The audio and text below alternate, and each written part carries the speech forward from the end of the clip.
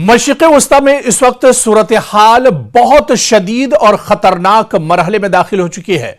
Iran लगातार Israel और America के हमलों का जवाब दे रहा है। ऐसे वक्त जब डोनाल्ड ट्रंप की तरफ से कहा गया कि 5 दिन एक तरह से जंग रोकी जाएगी, हमले नहीं किए जाएंगे, और ऐसे में बातचीत का दौर चल रहा है, लेकिन दूसरी तरफ इजराइल लगातार हमले कर रहा है। और अब इजराइल और अमेरिका के हमलों के जवाब में ईरान में भी अपने हमलों में काफी ज्यादा तेजी लाई है। और आप देखिए कि अब मिसाइल और ड्रोन फजाई हमले लगातार किए जा रहे हैं इजराइल की तरफ से। इजराइल, आपको बताते चलें कि इजराइल के हमलों के जवाब में अब ईरान ने भी बड़े पैमाने पर हमले किए हैं।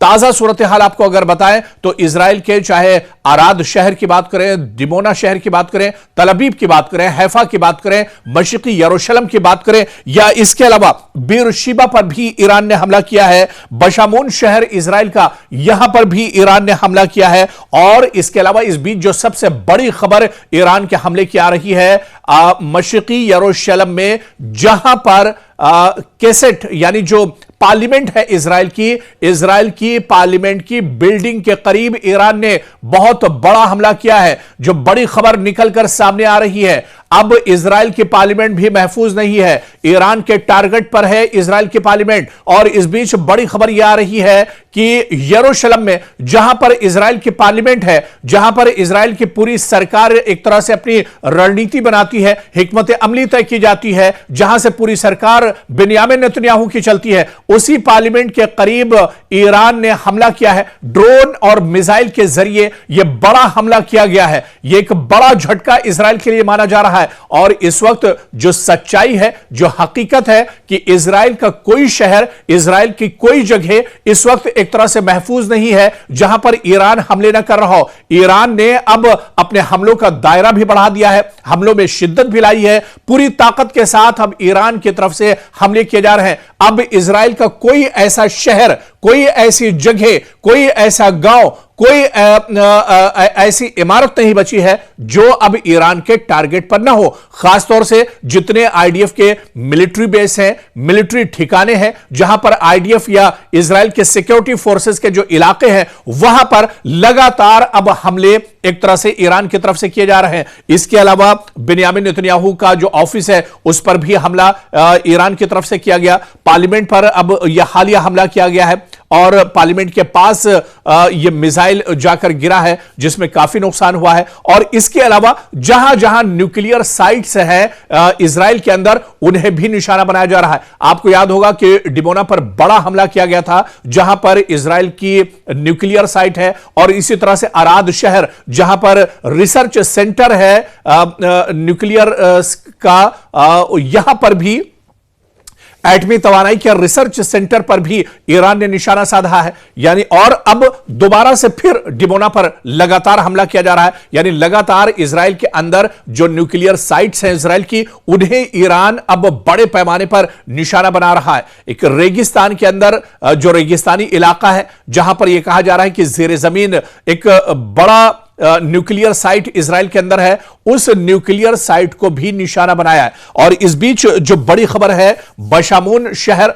बहुत इंपॉर्टेंट शहर है इजराइल का, यहां पर भी बड़े पैमाने पर ईरान ने हमला किया है। इसके अलावा बीरशीबा, जहां पर पहले भी ईरान हमला कर चुका है, और ताजा हमला एक बार फिर से बीरशीबा पर इजराइल के अंदर ईरान ने किया है। तो ईरान ने पूरी तरह से अब इजराइल की कमर तोड़ कर रख दी है। इजराइल दरअसल परेशान है, और आप देखिए कि इजराइल की परेशानी अमेरिका से भी नहीं देखी जा रही है। अमेरिका इसी वजह से अब डोनाल्ड ट्रंप पूरी दुनिया के सामने गिड़गिड़ा रहे हैं। डोनाल्ड ट्रंप अब जंग रोकने की बात कर रहे हैं। डोनाल्ड ट्रंप अब पाकिस्तान और हिंदुस्तान से अपील कर रहे हैं कि किसी तरह से वो मध्यस्थता करें, किसी तरह से वो सालसी करें और इस जंग को रोका जाए। लेकिन ईरान ने पहले ही यह साफ कर दिया था कि जंग दुश्मन ने शुरू की है, इजराइल और अमेरिका ने जंग शुरू की है। शुरुआत इजराइल और अमेरिका ने इस जंग की है, लेकिन यह जंग जब ही रुकेगी जब ईरान चाहेगा।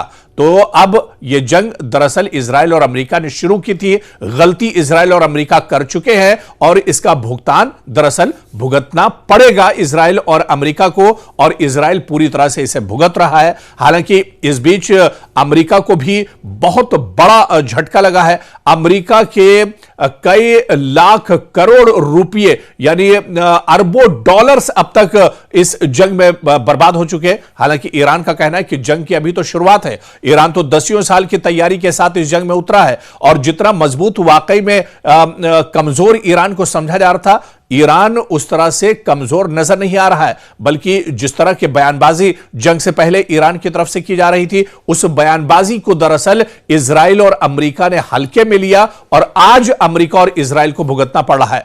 ईरान पूरी ताकत के साथ हमले कर रहा है और ईरान, आप देखिए कि पिछले कुछ घंटों में लगातार ईरान की तरफ से मिसाइल और ड्रोन हमले हो रहे हैं। इतने ज्यादा हमले, इतने ज्यादा मिसाइल और ड्रोन दागे जा रहे हैं ईरान की तरफ से कि आयरन डोम उन्हें रोक नहीं पा रहा है। आयरन डोम एक तरह से नाकाम हो चुका है। आयरन डोम एक तरह से ईरान के हमलों के सामने बेबस नजर आ रहा है और लगातार यह हमले इजराइल पर किए जा रहे हैं। इजराइल का कोई शहर अब नहीं बचा है, तल अवीव से लेकर यरूशलेम तक, बीरशिबा से लेकर बशमून शहर तक और इसके अलावा हैफा से लेकर दूसरे जो और शहर हैं, यहां पर लगातार हमले किए जा रहे हैं। दिमोना और अराद जो शहर है, जो न्यूक्लियर सिटी एक तरह से इजराइल के माने जाते हैं, जहां पर सिर्फ न्यूक्लियर जो असलहा और गोला बारूद ही नहीं है, बल्कि यहां पर इजराइल न्यूक्लियर ताकत को लेकर, असलहों को लेकर, हथियार को लेकर रिसर्च भी करता है। दुनिया का बहुत बड़ा रिसर्च सेंटर अराद और डिमोना में मौजूद है। यहां पर भी अब ईरान ने बड़ा हमला किया है। दुनिया दरअसल परेशान है। इजराइल दरअसल अब टेंशन में एक तरह से आ गया है। बेंयामिन नेतन्याहू परेशानी का शिकार है, डोनाल्ड ट्रंप परेशानी के शिकार हैं कि आखिर ईरान इतना मजबूत कैसे है। ईरान लगातार नए नए असलहे और हथियार कहां से निकाल रहा है, लगातार लेटेस्ट ड्रोन ईरान के पास कहां से आ रहे हैं, लगातार लेटेस्ट मिसाइल के जरिए से ईरान हमले कैसे कर रहा है। अब दरअसल इसको लेकर बहुत ज्यादा परेशान है और इसी तरह से पूरे इजराइल में जिस तरह से अफरा तफरी मची हुई है, ऐसी ही सूरत हाल पूरे मिडिल ईस्ट में है, पूरे मशरिक़ वुस्ता में है। और आप देखिए कि ईरान ने हालिया दिनों में तल अवीव, हैफा, यरूशलेम, जनूबी इजराइल पर कई मिसाइल हमले किए हैं। कुछ मिसाइल आप देखिए कि जो आईडीएफ के और मिलिट्री बेस जो कैंप है, वहां की इमारतें पूरी तरह से तबाह हो गई हैं। आईडीएफ की बहुत सी गाड़ियों को नुकसान पहुंचा है और इस बीच इजराइल का जो डिफेंस सिस्टम है, दिफाई निजाम है, आयरन डोम, कई मिसाइल, दरअसल ये बहुत सी मिसाइलों को रोक लेता है लेकिन तमाम मिसाइलों को नहीं रोक पाता है। और ईरान के जो मिसाइल दरअसल आयरन डोम को भेद कर निकल जाते हैं, वो इजराइल के अंदर बहुत ज्यादा तबाही मचा रहे हैं। और इसी तरह से आप देखिए कि इजराइल के अहम शहरों में, चाहे दिमोना की बात करें, ईरान ने यहां बड़ा हमला किया और इजराइल का अहम न्यूक्लियर रिसर्च सेंटर भी यहां पर मौजूद है। एक बड़ा झटका दरअसल ये बेंयामिन नेतन्याहू के लिए माना जा रहा है और मुख्तलिफ रिपोर्ट्स के मुताबिक यहां पर ईरान के हमले से सैकड़ों अफराद जख्मी हुए हैं, कई अफराद मारे गए हैं, इमारतें बुरी तरह से यहां पर जमींबोस हो गई हैं। यानी हर तरफ अफरा तफरी का माहौल है, हर तरफ तबाही के निशान एक तरह से दिमोना में नजर आ रहे हैं। तल अवीव, जहां पर ईरान ने जब यह जंग शुरू हुई तो सबसे पहले जो इजराइल पर हमले किए थे वो दरअसल तल अवीव पर ही हमले किए गए थे। और तल अवीव की अगर अब सूरत हाल आपको देखनी है, इस बीच ईरान ने बाकायदा एक ड्रोन वीडियो भी इजराइल की तबाही को लेकर जारी किया है और ईरान के इस ड्रोन वीडियो में देखा जा सकता है कि तल अवीव के अंदर किस तरह से तबाही हुई है। आज अगर आपके सामने तल अवीव की सच्चाई रख दी जाए, जो हकीकी तस्वीर है, जो ग्राउंड जीरो की तस्वीरें हैं, अगर वो आपके सामने रख दी जाए तो आप कंफ्यूज हो जाएंगे कि कौन सी तस्वीर गजा की है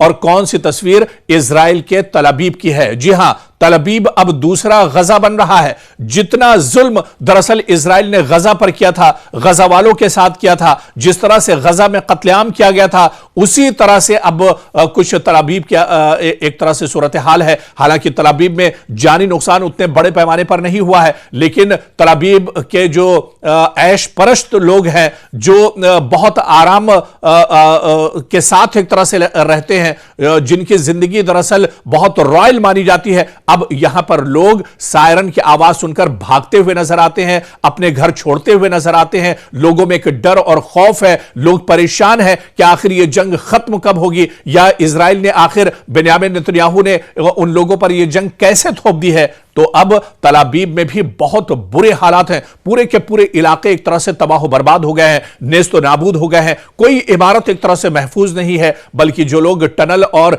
जेर जमीन पनाह लेते हैं वो भी परेशान है। और लोगों को अब इस पर भी एक तरह से भरोसा नहीं रहा है, क्योंकि ईरान की तरफ से जो मिसाइल गिर रहे हैं, जिस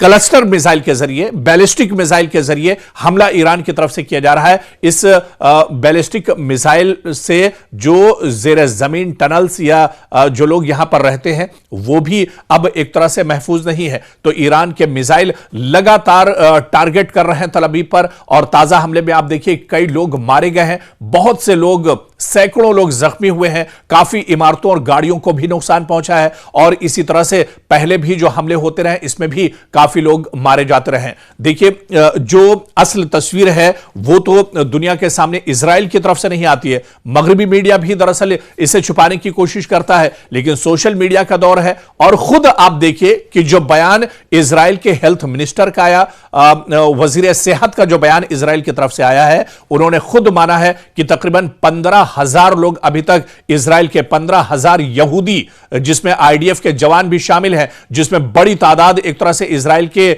सिक्योरिटी फोर्सेस के जवानों की है, तकरीबन 15,000 से ज्यादा लोग एक तरह से जख्मी हो चुके हैं। और अब आप इसे खुद मानिए, आप छोड़ दीजिए कोई न्यूज, आप छोड़ दीजिए कोई खबर, जब 15,000 इजराइल के वजीर सेहत मानते हैं कि जख्मी हुए हैं, तो मरने वालों की तादाद अब आप खुद निकाल लीजिए। मरने वालों की तादाद सैकड़ों से ज्यादा इजराइल के अंदर है। यहूदी परेशान हैं, दरबदर भटक रहे हैं, अपनी जान बचाने के लिए भाग रहे हैं। लगातार एयरपोर्ट्स पर लोग नजर आ रहे हैं। लेकिन आप देखिए कि इससे पहले ईरान ने जो हमला किया है, बिन गुरियन एयरपोर्ट पूरी तरह से तल अवीव में तबाह बर्बाद हो गया है। बिन गुरियन एयरपोर्ट का नामो निशान एक तरह से ईरान ने खत्म कर दिया है, और पूरे इजराइल में हाहाकार मचा हुआ है।